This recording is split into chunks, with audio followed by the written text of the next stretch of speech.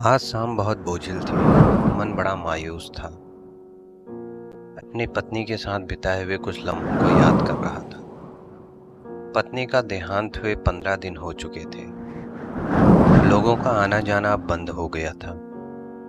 मैं अकेले बैठा पुरानी यादों में खोया था कि अचानक मुझे मेरी पत्नी का लिखा पत्र मिला।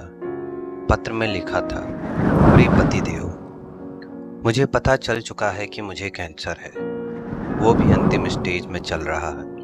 मैं यह भी नहीं जानती हूँ कि मेरे पास अब बहुत कम दिन बचे हैं। मुझे यह भी पता है कि आपने मेरे इलाज में अपनी सारी जमा पूंजी खर्च कर दी है। सारे गहने बिक चुके हैं। कितनी मेहनत से बचत करके जो प्लाट हमने खरीदा था वह भी मेरी बीमारी की भेंट चढ़ चुका है। ये सारी बातें मुझे नहीं बताओगे तो क्या मुझे पता नहीं चलेगा?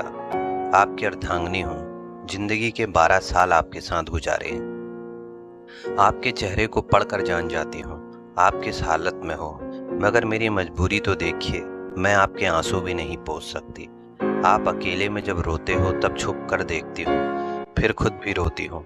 कमबख्त जिंदगी हमें किस मोड़ पे ले आई। एक दूसरे का दर्द भी नहीं बांट सकते, आंसू भी नहीं पोंछ सकते। आप समझते हैं आपको रोते देखकर मैं कमजोर पड़ जाऊंगी। इधर मैं नहीं चाहती आप कमजोर पड़े।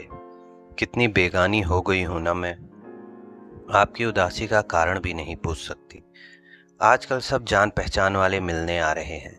शायद अब मैं 1-2 दिन की मेहमान हूँ। शायद मेरी यात्रा पूरी हो चुकी है।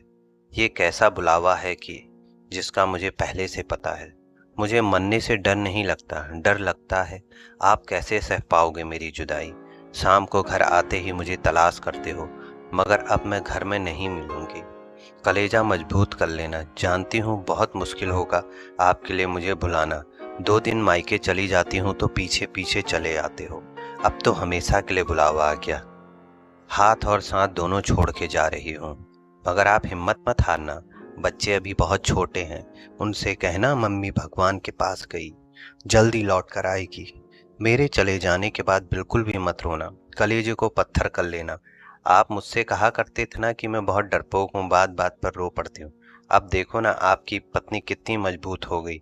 दुनिया से विदा होने वाली है, रात दिन दर्द को लेके जी रही, मगर एक बार भी नहीं रोई। सफर बहुत छोटा रहा, मगर क्या करूं, अब साथ नहीं दे पाऊंगी।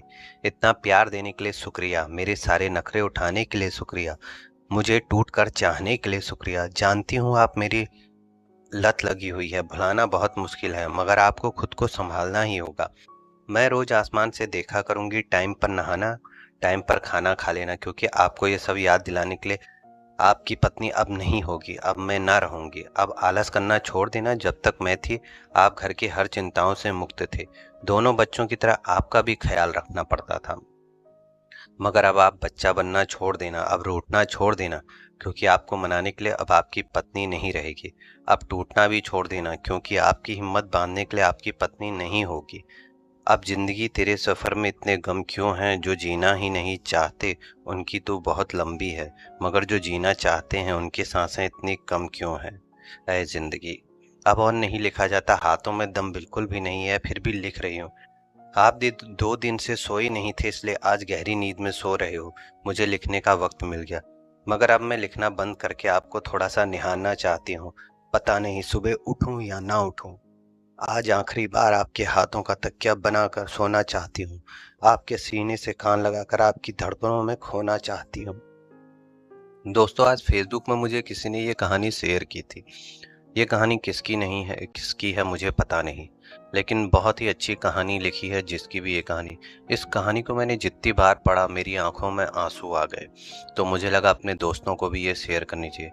हमारे जीवन में जितनी भी स्त्रियां हैं, हमारी माँ, बहन या हमारी पत्नी, उन सबका हमारे जीवन में बहुत बड़ा रोल होता है हमारी कामयाबी में।